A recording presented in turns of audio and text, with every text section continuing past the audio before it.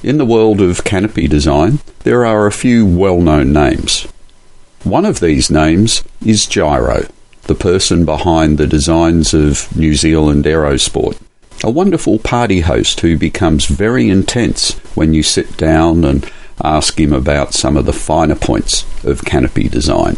Right from through my childhood, I was just fascinated with parachuting, and then as soon as I turned 16, I left school and started jumping, and then I was broke, unemployed, and had to start making stuff like gear bags and jumpsuits and things like that, and just to afford to jump, and then made myself a parachute out of interest, made one for my girlfriend, and everybody in my team wanted one, and then other people started wanting them. How long ago was that? What year? I made my first parachute in 1985, so that's 31 years ago or something. And then, but before that, I'd been making sort of like knickknacks and jumpsuits and things for probably 5 years before that. Well, my understanding is you started off copying other people's canopies, and now all over the world people look at your canopies and they're trying to copy them. What's that journey been like? Yeah, no, that's right. The first parachutes that we made were copies of a Pegasus, which was done by a guy called Mike Furry, and it was the nicest parachute around at the time. And then so I just got one and pulled one apart and had a look at it, and that was our starting point. So I can hardly begrudge when people are copying us now. One of the things I was intrigued with, like we've all heard of the Petra project and that sort of thing, but where you get the names from. Yesterday I was sitting in on a presentation by one of your test jumpers, and he showed us how you select the names for each of the projects. Would you like to share that? Yeah, so it used to be test model AB17 blah blah blah, and nobody would remember anything, and then Julian actually came up with the idea, which was we name all our prototypes after actresses and businesswomen, porn stars and prostitutes. And then so we did a lot of internet research on all of our test models, and then it was really good actually, because they're all in alphabetical order, and so we know we're up to a little bit, and it gives all canopies a little bit of personality, and so when we talk about a canopy, we know exactly what we're talking about, and it was just a bit of fun. We thought with one of our next test runs, we'll use male models or something like that, just to keep it not sexist. Yeah, keep it all politically correct and that. Now, last year, I felt it was a real privilege when I sat down with you and you actually took me through some of the processes that you go through, like your parametric modelling and basically computer-based wind tunnel testing. From your perspective, say your market research says we need a better student canopy like Sapphire 3. Could you just walk me through the process that you go through until you end up with something on the market? Yeah, it's changed a lot. I'm I've been doing this for like 30 years, and my process that I've always gone through has been very hands-on and mechanical and trial and error, and then it's sort of, there is a science and an art to it then and now. But then Julian came along, and he was just in a completely different technology space than what we were used to. And at first it was sort of like I was a bit lost with it, and then I got it and we clicked, and then he clicked and with where we were at, and then we built all these software tools. And now I'm like, the way that we used to do it, we've just completely thrown out the window, and we've just built this parametric model and the CFD and the rapid prototyping techniques that we've got now, which just I'm like, they're just moonbeams ahead of where we were, never looking back from here. The CFD you referred to, that's your computational fluid dynamics. Yeah, that's right. And do you want to just explain how that works and how that helps? So with our parametric model, which is like basically a canopy designer, which we put the parameters in, and then it builds the parachute instantly on the spot in the software. So from there it gives us an inflated model of what that particular design is. So now the CFD, we need to put a big frame around the whole which is called the mesh, and there's it's full of a whole lot of. It's quite hard to describe on the microphone, but it's but there's 2.5 million cells that sit around this big block, which sits around the parachute, and when we start pushing in the front of the block, then in each cell, then the airflow has to be a certain pressure, has to be a certain direction, and has to be a certain speed. So it needs to move around our modelled parachute and adjusts the whole time as it's going around. And we run it again and again and again and again and again, and it gets better and better and better and better and better. It takes about 96 hours for us to run the whole to finish the process until it comes out with bing, and here's a number, and it gives us a graph of the exact performance, and we can go and look at each individual cell and see what pressure and direction and speed the airflow's going in, so we can see the air moving around the whole canopy. If we see a little muck up somewhere and whatnot, we can actually go and have a look at it. But the most important thing is that it gives us an exact number of how that canopy is going to perform. 9 out of 10 canopies we design, we wouldn't even bother making a prototype because we don't see enough improvement. It's the science, it's not the art. It doesn't tell us anything about how the parachute's going to feel, how stable it's going to be, what the opening's going to be like. We've got to go and then test jump and debug everything from there. But it's a massive step forward. We've got 22% more efficiency pretty much across the range of what we've done just from using CFD and our R&D system. So, for example, that helps you work out or reduce wingtip vortices and appropriate centres of pressure and that sort of thing for different rigging angles or angles of attack. Exactly. Yeah. Wingtip vortices are a big one. All these different aspects that come into it. We can view and balance out and go, okay, well, this might help things here, but it's actually costing us here. It's a huge, big juggling act the whole time. I've always been curious, how do you work out where you feel the centre of pressure should be and how that affects riser loads? It's moving around the whole time, and you've got to remember that, like when you're flying a parachute, it's not just sitting in a stable flight. You do a turn, or you do a flare, or you do a front riser, or something. It's just wobbling around all over the place massively, even to the point where it can collapse the canopy because it's so far out of whack. And when we model it in several different angles of attack, and we've started doing turns and stuff with our modelling as well, but it's quite a whole new problem. It's got to be a balance of everything. You can't just go like, okay, it's flying on this, it's like an aeroplane, it's in a completely different configuration when it lands to when it's in cruise mode. Yeah, with all the flaps down, and you end up with like the slats over the front, the stall angle increases and that sort of thing.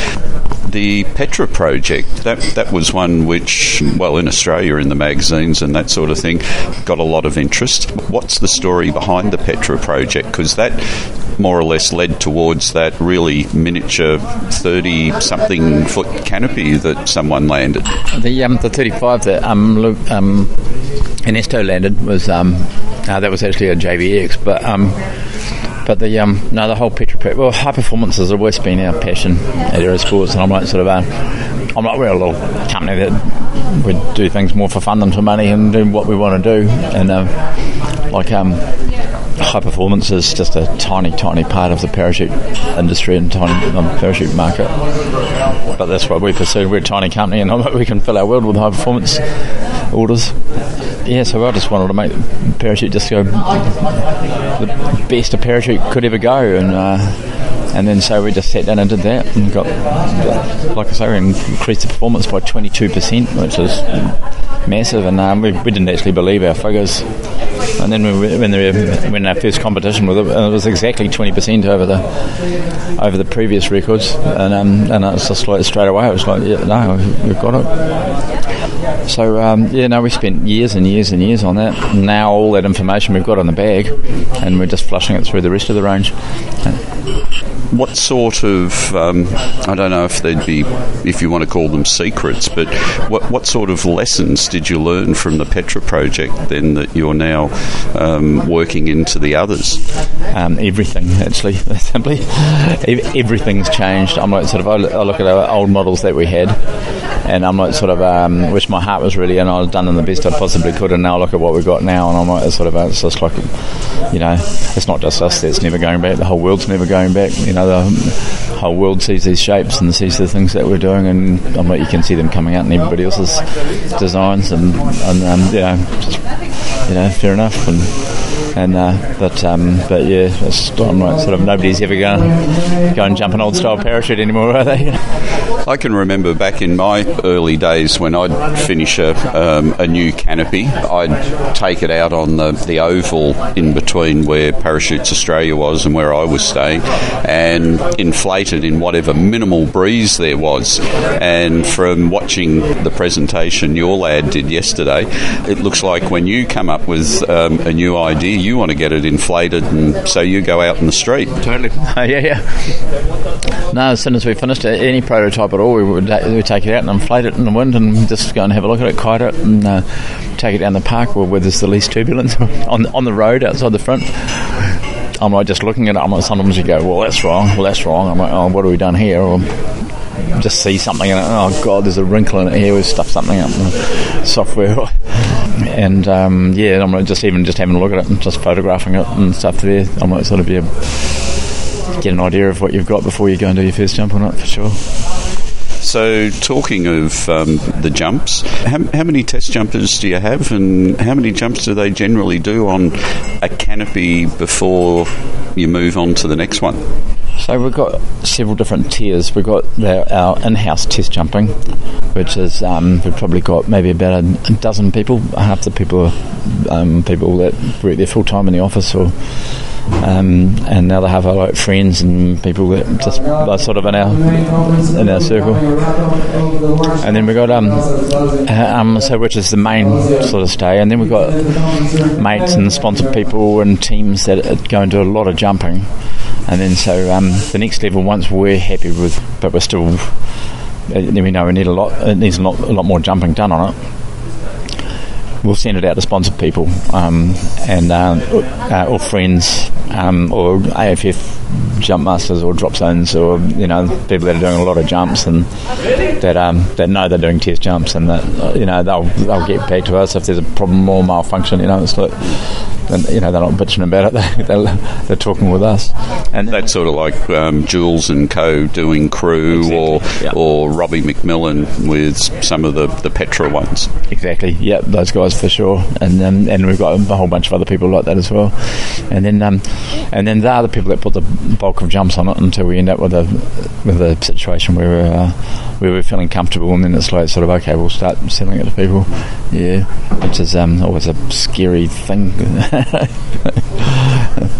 But for the most part, I've heard nothing but good things about your canopies. Yeah.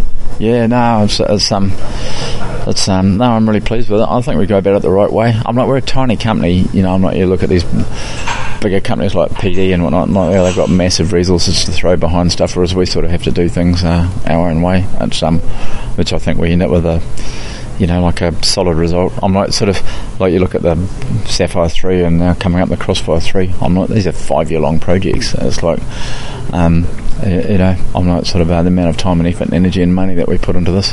And if we get it wrong, I'm like, it's all down the drain. Yeah, you can't afford to get it wrong, and it's people's lives you're dealing with.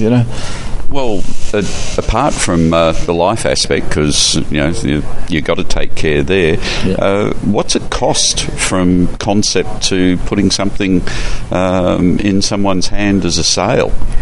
I don't know. I sort of think of it as a overall ongoing R&D project, but I'm like sort of millions, really. Because the canopy's what, $2,500 thereabouts. What percentage of that goes into your research? I don't really care about money, and so pretty much everything that we've got left over, just we throw back into the pool. What does it take to be a test jumper with NZ Aerosports? I think just a bit of enthusiasm and a bit of knowledge and a bit of... it's funny, when we come to do the Sapphire, I'm like, sort of, everybody wants to go and jump Petras and Leas and all the high-tech fun stuff. And then when we come to do the Sapphire 3, it's like sort of, then want to do the big size, and okay, now you got to go and jump a 189, and everybody's like, oh, yeah. So a little bit of tolerance for it. But I don't know, we have so many people want to come and play and help it. It's really good. It's a really nice atmosphere.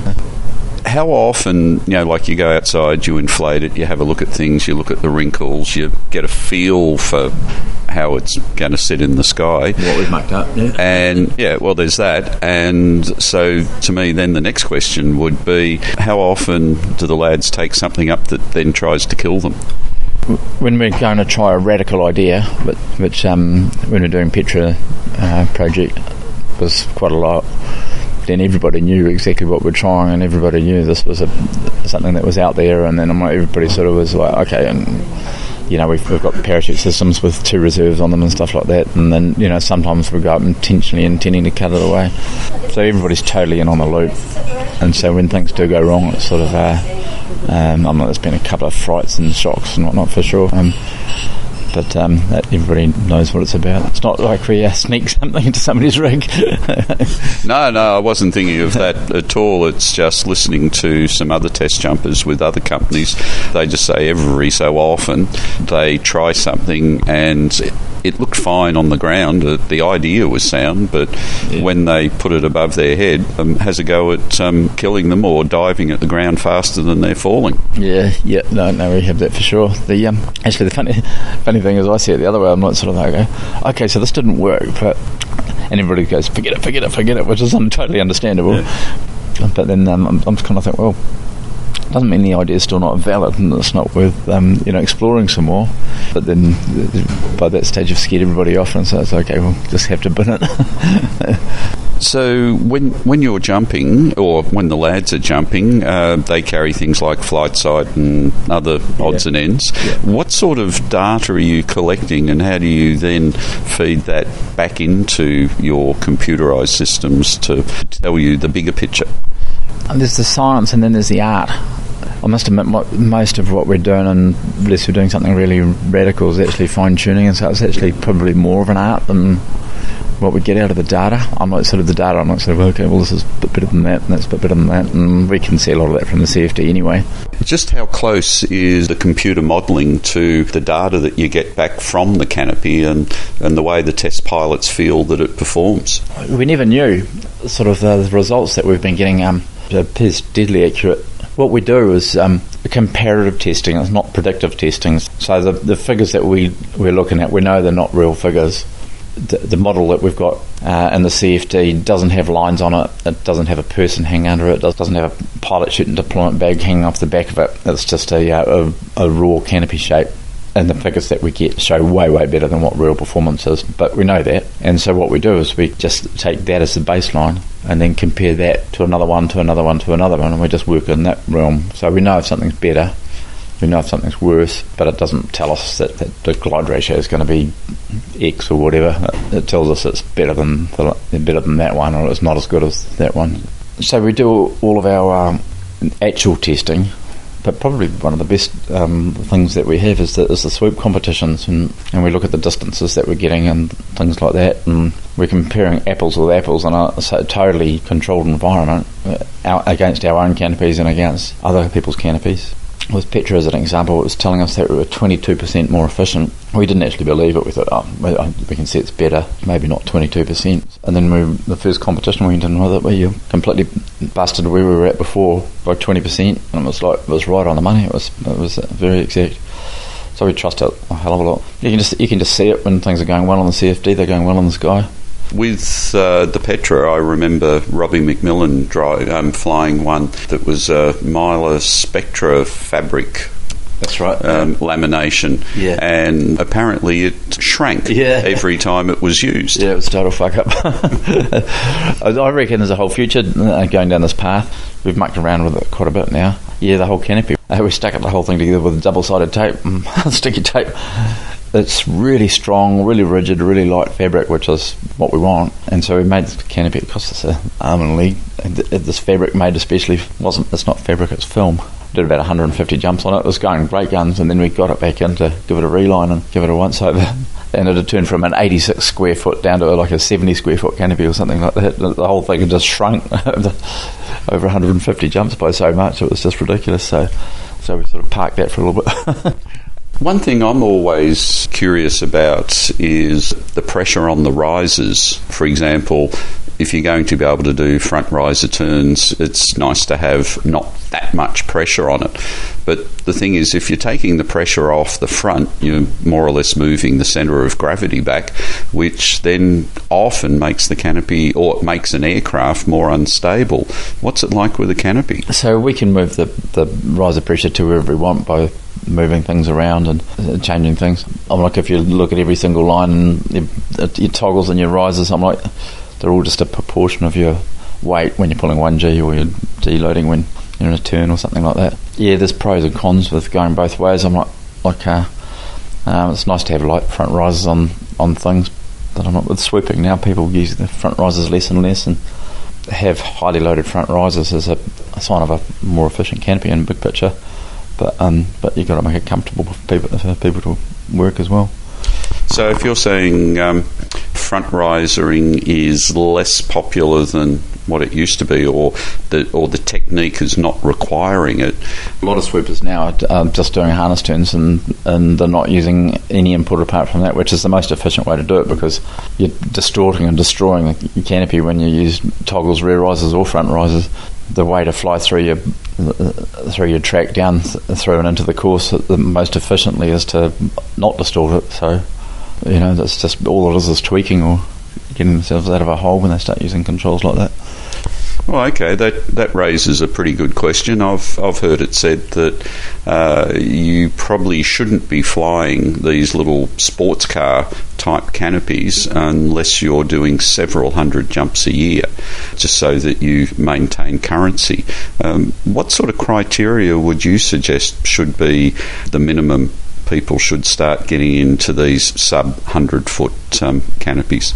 Yeah, this is a really good point. It's a funny one. It's probably more culture and instructors and CIs and CSOs and whatnot. It's person by person. I've seen people do amazing stuff and do it quite competently in really short periods of time, and I've watched people stuff it up immediately and go and almost kill themselves. And it's like there's a funny anomaly where short recovery arc canopies are actually a little bit more dangerous to learn to swoop on. The amount of time that you've got between initiating your swoop and coming out is really low if you've got a short recovery arc. So there's a massive anomaly with so people say, okay, you're not allowed to do this until you've practiced on larger canopies until you can downsize, but you're forcing them into getting into the corner. The other end of the spectrum is if you pop them on a small canopy, then you're giving them a Ferrari, which is capable of doing just mega speed, and can smash them up so much more.